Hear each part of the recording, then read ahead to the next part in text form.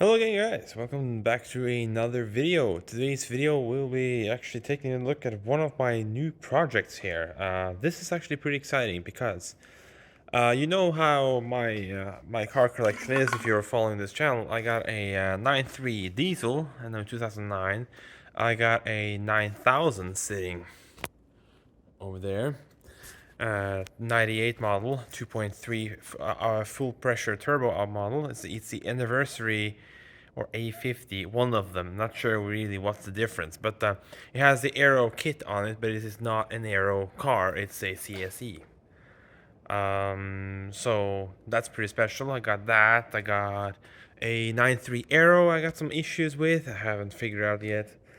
And yeah, my girlfriend has a 900 turbo, a 95 NG 900. That said, but couldn't leave it there, you know. The 900 is probably the oldest car we had. 95. The 9000 is 98. Also have a 97 9000, but that doesn't really count because it doesn't really have all its pieces anymore. It still runs and stuff like that. I drove it home to get more space in the garage here. And well, we got new projects, or call it very old new projects. We picked actually the story about these cars. I'm gonna show this first one in this video here. Go over it a bit. There was a Facebook post of a guy selling two 900 turbos, both 80s model years, 80 something. And one was a coupe and one was a sedan. And the coupe pretty much disappeared immediately, but that was also the one which is in roughest shape. It was really rough, really rusty, and everything like that. So the only car remaining was the sedan. And me and my girlfriend to travel over there, an hour and a half drive from our home, and take a look at it. And we decided that we want that car because it actually looked better than we thought. It's a lot of dirt on it, it's a lot of grime, but it actually looks pretty decent. Like considering we paid pretty much what we get back from the wreckers if you wreck it, so it's pretty much it's actually free. Practically, it's practically free. It has done 163,000 kilometers, which is not a lot since this is an 82, which means it has the what is it? The K-jet fuel injection system. Stupid system. You will see that in the other video of that car. But it has very nice interior, and overall it's actually pretty okay. Many people are probably going to comment on the rust. But here in Norway, every car is rusty, so you can't really get away from that. So it's for the price, we couldn't really complain. So the other car we picked up was this thing I'm sitting right next to. If I tap the hood here, or actually the roof, you can hear that this is no ordinary newer Saab. This is really old. So let's turn you around here and see what we got here. Yep. We got ourselves a V4. This is a 72. What I looked on the internet, this is a 72 from the registration and everything like that. This is set in a barn for the last, I don't know, 10 years. And before that, it was not running either. It was picked up from somewhere else, 6-7 hours away from here, and just brought down to where we got it from. It hasn't been driven since for a long time, but still moves. No brakes are locked up, nothing like that. The brakes had no pressure in them whatsoever. Also, the clutch was completely gone. And long story short, I bled the brakes, or actually just filled up the reservoir, and now the brakes work fine. So, but it was included two master or slave cylinders for the rear wheels in the glove box. So I'm guessing there's an issue there. But the brakes works and they don't leak, so I don't know. So this here I have no idea how much it's done. I'm guessing it has actually rolled over once. It says 161,980, which means it's probably 161,000. So, like, I don't know. It's actually, this was actually a bit more expensive than the other one, but like it's reasonably straight in the body. Has some scuffs with some rust there, but that's not that. This is not a problem. This is just over surface rust, not an issue at all to get rid of that.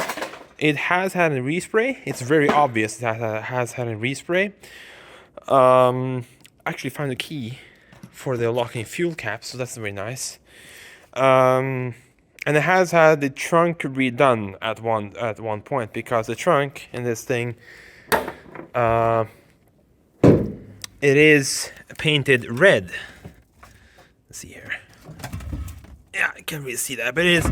The trunk floor has been done. Also included a lot of wheels, so that's nice. There were totally 4 rims back here. 2 of them with some sketchy-looking, very, very stiff, hard tires. Not sure, these should be some all seasons or whatever. I don't know what those are. Oh, he has number plate lights. Nice. This side is actually in really good condition, and just listen to these doors. It just, since this car has been standing in a barn, which is very, very fresh. It has fresh air all the time. It's a barn is very ventilated, if that makes sense, but it's also out of the weather. It's out of the rains, out of the snow, stuff like out of the sun. So the weather can't destroy the car, if that makes sense. The only thing that takes it's a slight condensation in the air.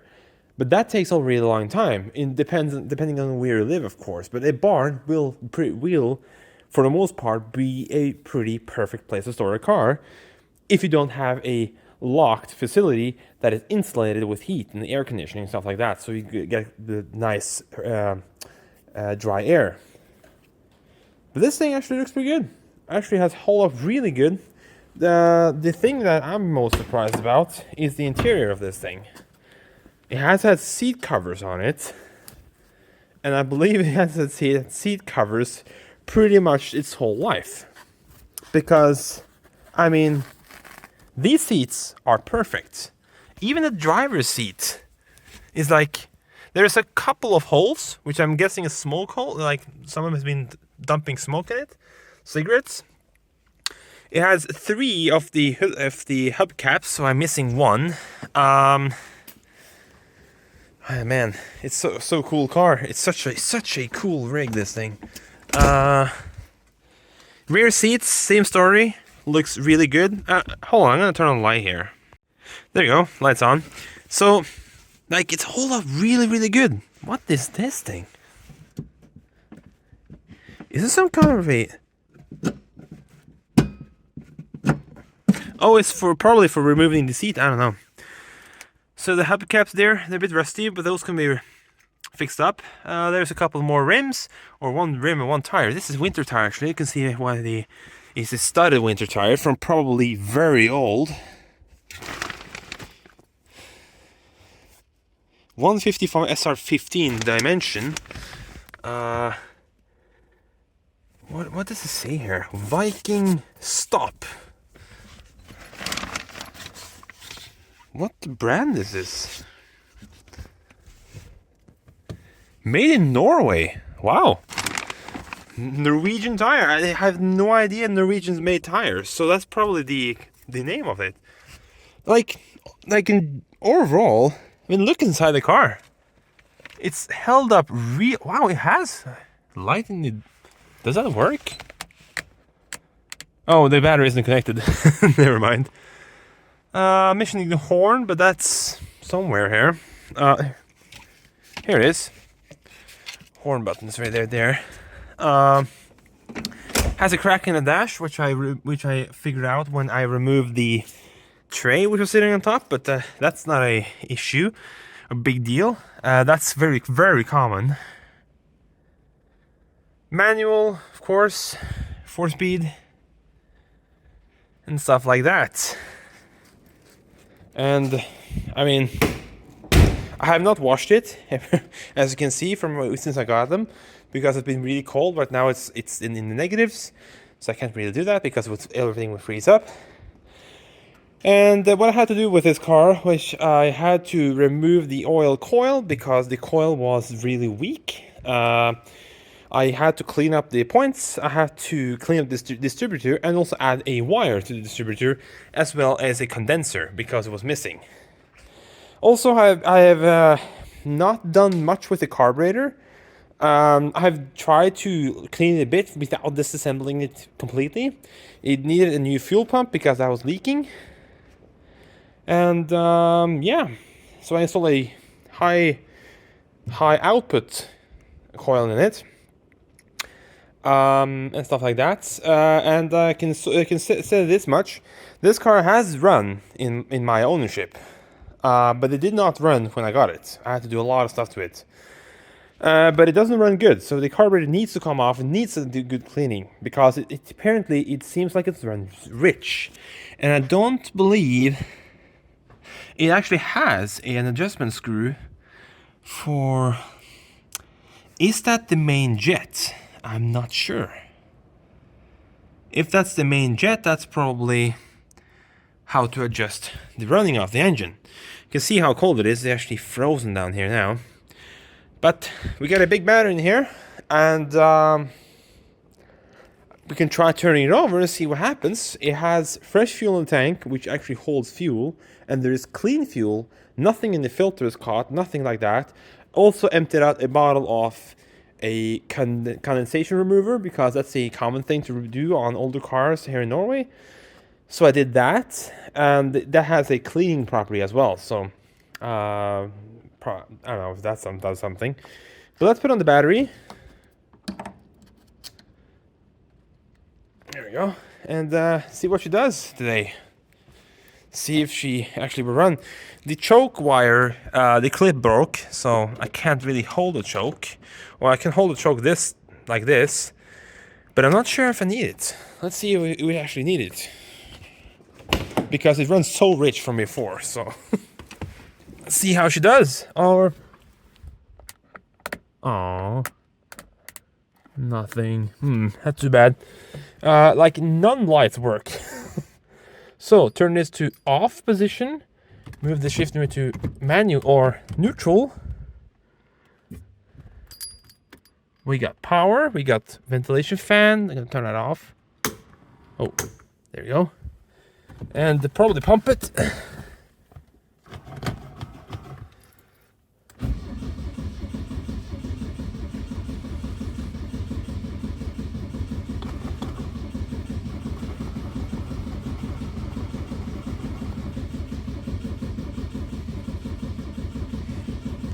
Probably needs choke. Yeah, she probably needs a choke. So I'm gonna just pull this backwards somehow and stuff something to hold it there.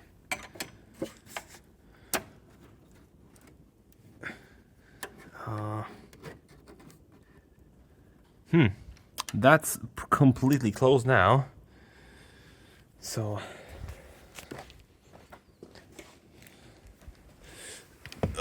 see what she does now.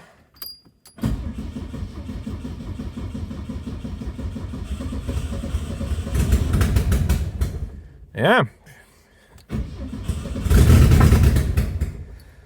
There is definitely a carburetor issue. So at this point, this car needs some love, that's for sure.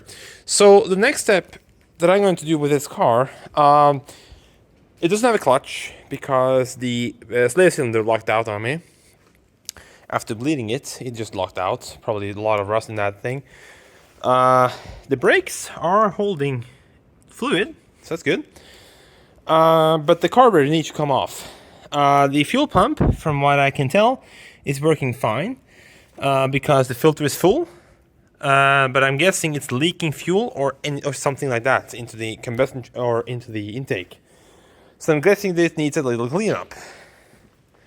The bad things about this car, there is some stuff with it that is not that great.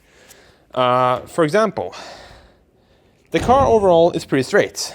except as a ding here, also a ding here, which is really poorly, which is, I don't know, this is bad.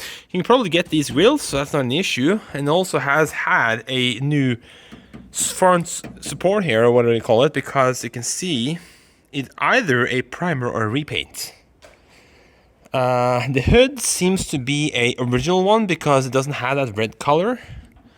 And this thing I had to, I figured out after I closed the hood, after I get it to close, that this car doesn't have a hood release cable. So I had to go in here with a screwdriver and pop it out that way. So it wasn't an issue to get it open, it's just, you know, annoying. So it needs a new hood release cable.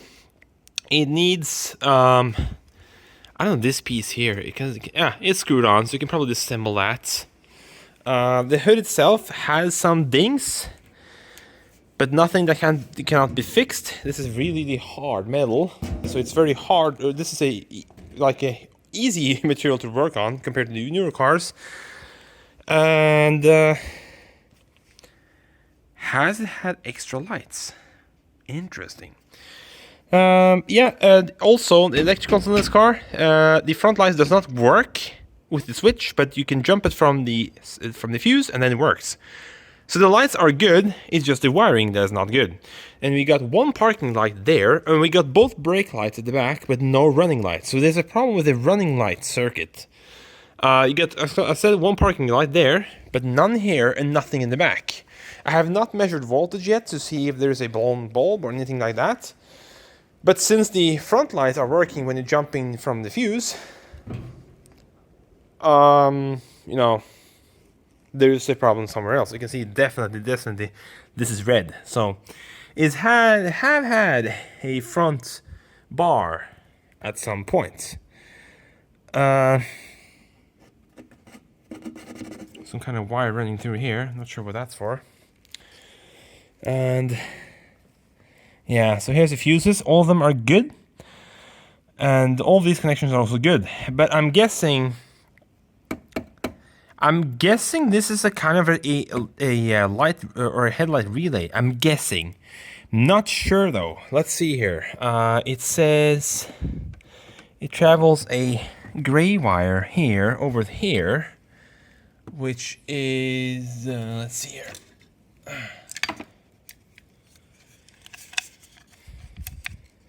Oh, it's numbered? Yeah, it is. So that's fuse number 2. That's actually the lighting for the roof. Okay. So next one here, the gray one, big one here, that's apparently brake lights. This is this here is indicators. Interestingly, it does not have. It's probably jumped from another spot, I'm guessing here. Number 4 is this thing, and that's the indicators. I'm guessing, as I said, that the power runs probably underneath this thing, like a over it, I don't know, something like that. Next one is horn. That doesn't work either. This is number 6 is the wipers. Those work. This is the fan that works. Here's the instrument light that works. Here is okay. So it's the same fuse on the parking light and the rear lights on the same side. On both, and here are both fuses for left and right headlights, which are this and this. So these two here are headlights, which runs out of that box right there. So if I jump this, I'm guessing if I jump that to plus, well, if I could, I don't know. Yeah. Probably not how it works, but I'm guessing if I jump the wires to positive, yeah, you can get something. So what I'm guessing is this relay has a very nice diagram on it. So I'm guessing this gray one here is a main wire. Is a power mains. And this blue one here runs inside the car, I'm guessing. I'm guessing this is the toggle wire. See, if you jump that one, you couldn't really do that, could you?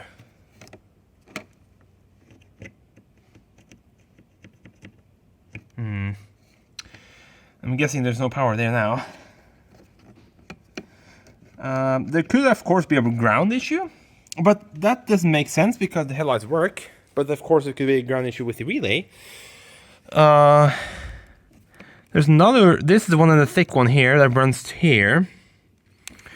Toggled by this yellow one here and the brown one. I'm guessing those are the indicator toggles.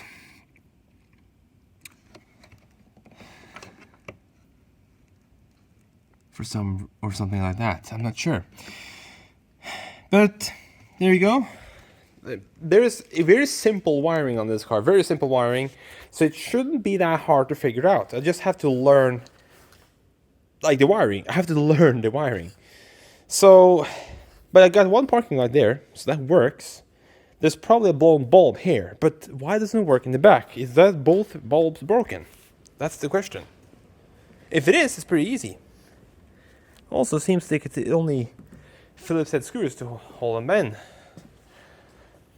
which are probably going to break when I try to disassemble it. But there you go. A nice little project for this winter slash what do you call it? Easter? I don't know. That period of the year. Not really. Can't remember the word right now. Nice little project for me to do. You can see the mice has lived in this. Probably something to do with it. I don't know. You can see the wiring here. There's some wires here, probably corresponding with the colors inside the engine bay. So, yeah.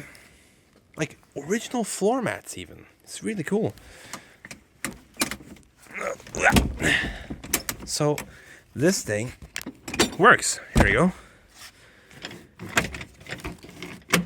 Even the seat belts works. That's interesting. The carpet looks nice. There is rust. I cannot tell that this car is perfect because it isn't. But the floor, oh, never mind. The floor was solid.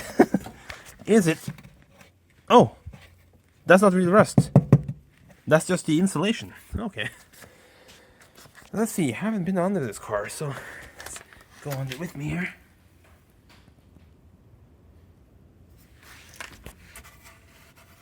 That's not too bad. There is rust, of course. Is that a hole?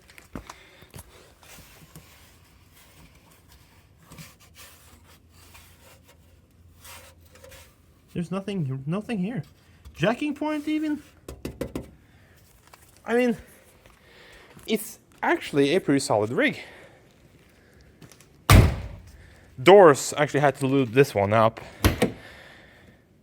That close is so good now. Even the trunk I had to lube it up a bit. I'm not sure if the lock is supposed to like hang like that, because you cannot close it then. You have to like turn it back to there, and then it will close. So yeah, needs a wash, of course, needs a vacuum, needs a good cleaning.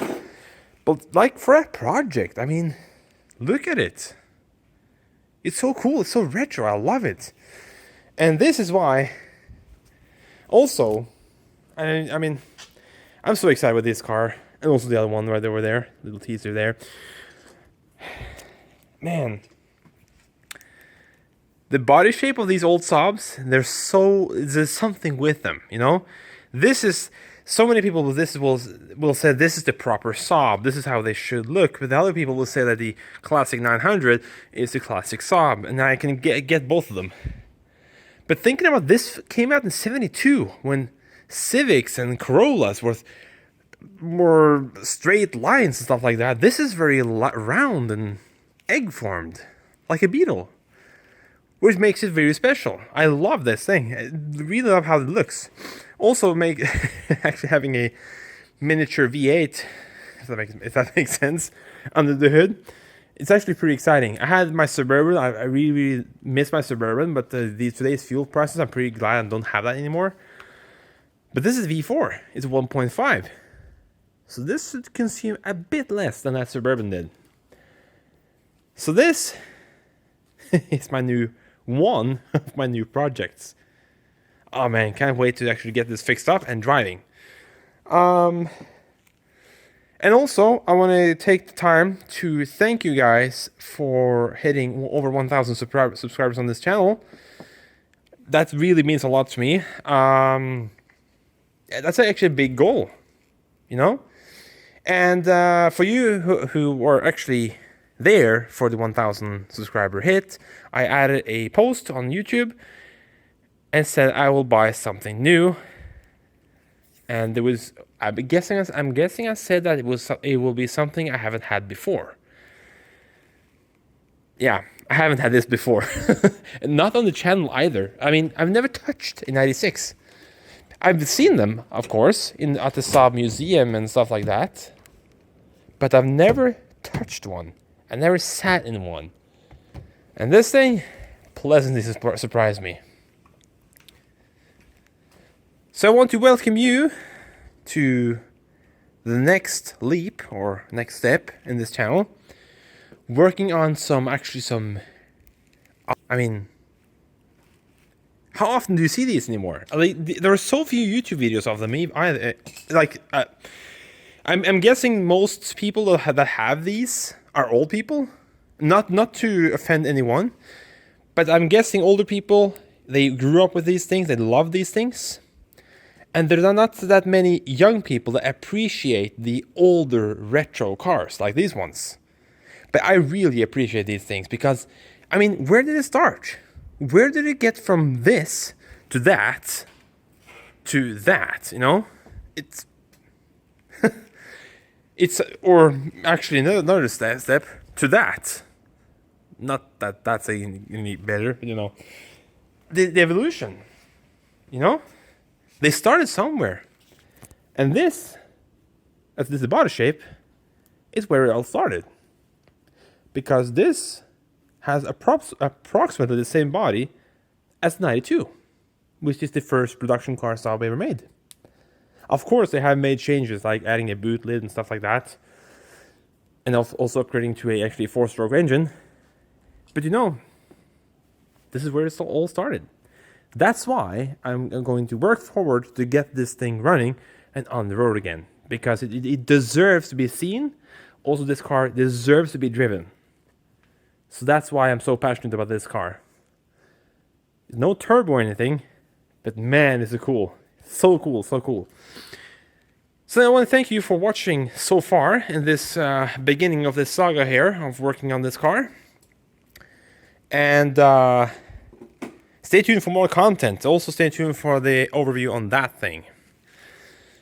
So, yeah. Thank you so much for watching, guys. Thank you so much for 1,000 subscribers. That's a huge step for me.